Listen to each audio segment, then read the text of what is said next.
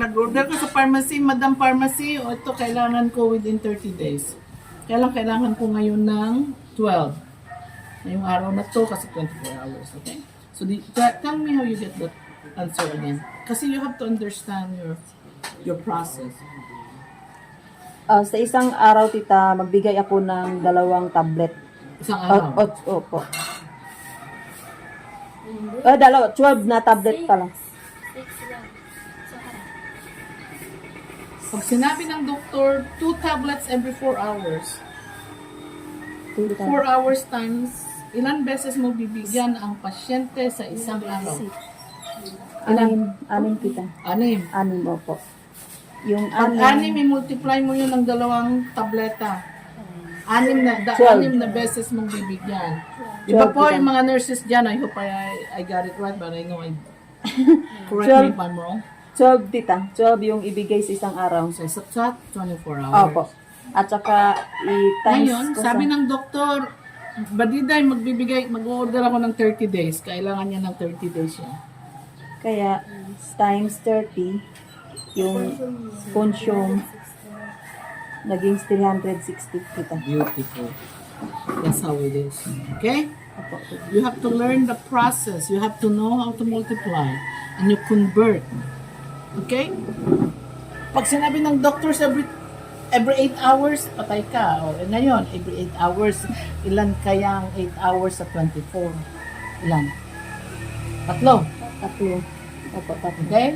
Ganon ang pag-convert mo. Si Marjorie, alam eh. Nalilito na ako. Instant. So you learn how to do it that way. It's very easy. Pag sinasabi mo, pag binabasa mo ganyan, mahihirapan ka. You have to know ang convert ang ano mo. Okay? Opo po. Isa pa? Opo Kaya po. mo pa? Opo po. 50 milligram.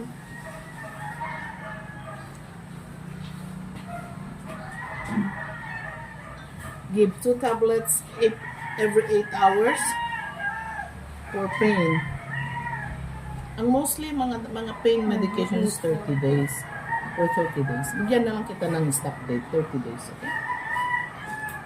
Madali lang kasi iba-iba oras na yan na. May 4 hours, may 6 hours, may 8 hours, may 12 hours.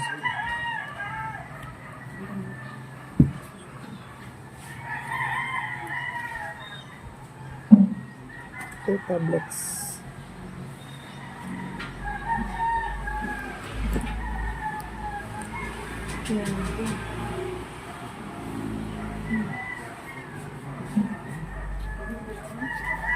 Two tablets sa isang every hours. 2 tablets for every 8 times. Ilan beses mong bibigyan? Pag 8 hours. Katatlo. 3. Tatlo. 30 times 3. Give me the simplest. No. Oh, wait. You do the every 8 hours first. 8 So you hours calculate per day. per Okay? day. 24 hours muna. 24. Bago ka mag-calculate sa 30 days.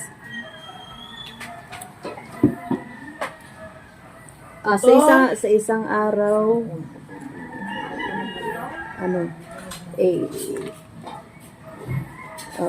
maging 6.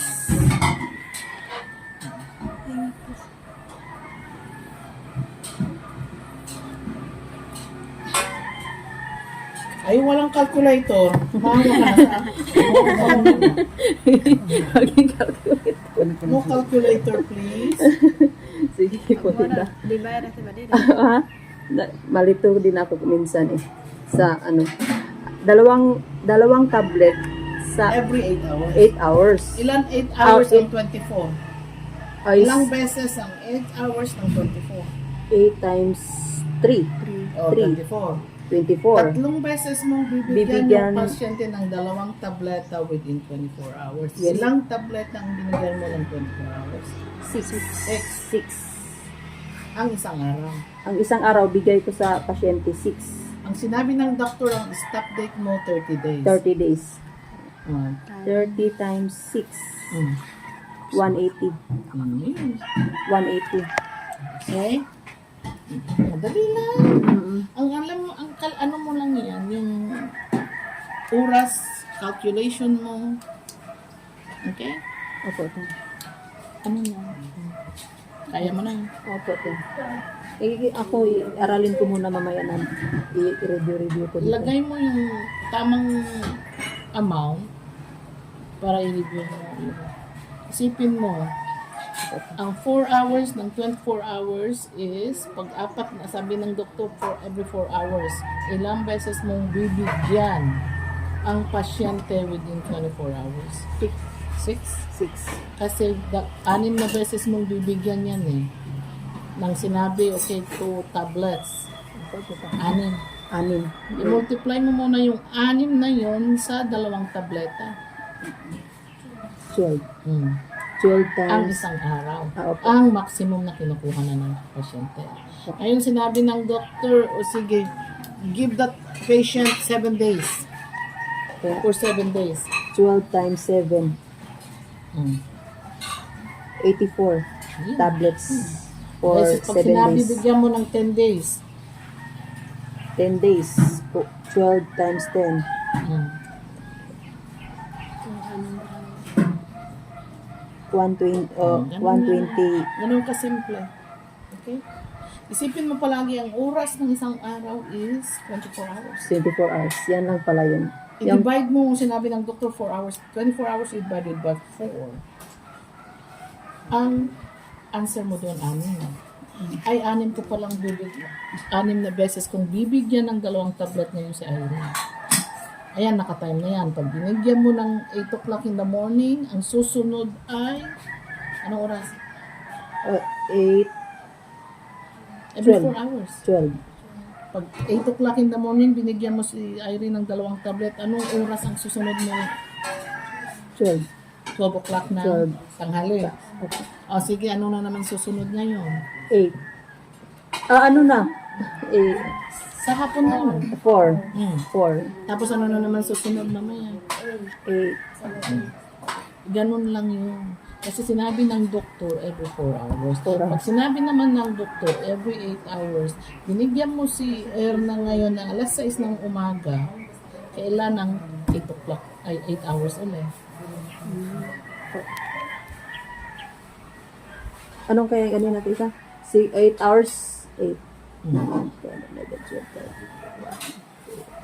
4. 4. Diba? Pag inumpisa mo ng alas 6, kailan ang susunod na dose niya? 4. Binigyan mo ng alas 6 ng umaga si Erna. Plus 6 ng umaga. Oh, sabi ng doktor every 8 hours. Kailan ang susunod na dose niya? Alas 12. Bakit alas 12? Eh pag every 8 hours, anong susunod na oras ang bibigay? Kasi kaapat 6 na. every 8 hours. Okay, dito. 6, 7, 8, 9, 10, 11, 12, 1, 2. 6, 7, 8, 9. 6, 7, 8, 9, 10, 11, 12, 1, 2. Alas 2 2. o'clock bibigyan mo uli si Erna. 12 o'clock. Okay? Alas At 2. 6 o'clock nang umpisa ka. Ngayon, dapat ang susunod na ano niya, ang dose niya is 2 o'clock. Pag natapos ng 2 o'clock, another 8 hours. Yan. 3, 4, Kasi tatlong beses mo bibigyan 6, nito. 7, 8, 9, 10, 11. 11 na naman. Ganon. Ano pala tita, ano talagang ano talaga ito para madaling ano ba? Yung oras at saka yung tablets. Kasi nakalag yan. Ilalag mo. What they call is charting. Chart mo yan. Computer charting. Hindi ko alam pa dito. Puro computerized. Kaya mag-aral ka ng computer. Kaya binigyan kita ng computer para mag-aral ka. Kasi pumasok ka sa hospital, computerized na lahat. Wala nang manual. Kawawa ka. Kawawa ka talaga. Dito sa ano pa sa amin ginagamit daw din sa PPS charting. Charting mo na pagdating sa hospital.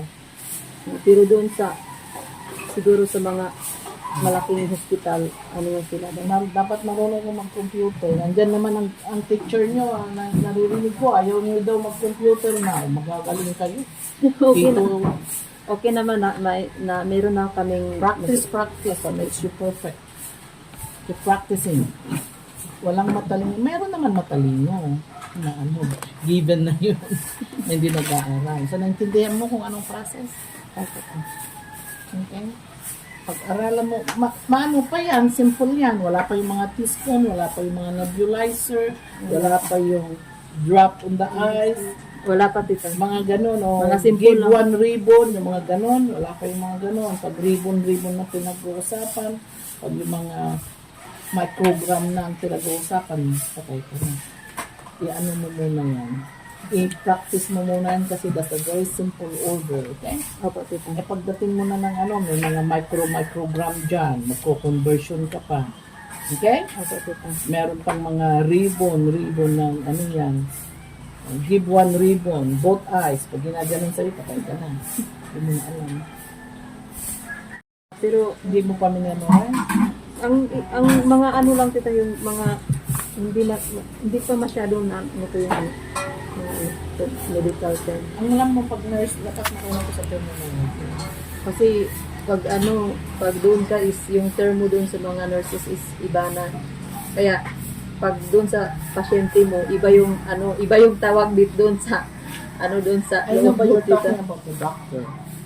The doctor give you an order, a terminology. Bahala ka nang mag-interpret doon Sa mga pasyente pasyente, mo. pero yung doktor yung magbigay, iba yung Pag isa. sinabi sa'yo, Batiday, give ganito, 2 drops of ganyan, patay ka, ma'am. Ano ko convert mo pa yun? Lalo na pag pupunta ka ng Maynila, sasabihin sa'yo, okay, QD, QID, BID, kasi hindi nila sasabihin na mahaba. Yung, Kasi nagmamadali rin sila. twice a day, yung ganyan. Hindi, give them twice a day. Wala, kung minsan Wala. walang ganon. Give them BID. BID yung twice a day. Okay? PID. PID 3 times a day. Ang Q is Q is every day. QD. QD is every QD. QD Every day. every day. Mga ganon. Dapat alam mo yun. BID lang talaga yung hindi ko makakalimutan. BID, PID, PID, QD, QOD. QD. Alam mo yung mga yun, mga madaling mga direction lang yun. Alam mo, yung mga nurses, they make so much money in the state. They earn so much money. Always have a goal. Mag-goal kayo. Kasi pag ang goal nyo hanggang doon lang ang makakaya nyo. Pag ang goal nyo, sabihin nyo, ay gusto kong matapos ng ganito, you have to reach your goal. Kasi walang iba na eh. Meron kami binigay na mga yung kg, kilogram, GM, grams, mga ganito. Ang hirap. LBS, pounds yan. You have to know your terminology. Mahihirapan ka. Yung IM, intramuscular, IQ, Ang gagawin mo, intraocular. punta ka sa Excel ng computer, i-type mo lahat ng terminology na alam mo. Tapos i-print mo yun, i-memorize mo yun. Ganun ang ginagawa ko. You don't stop learning.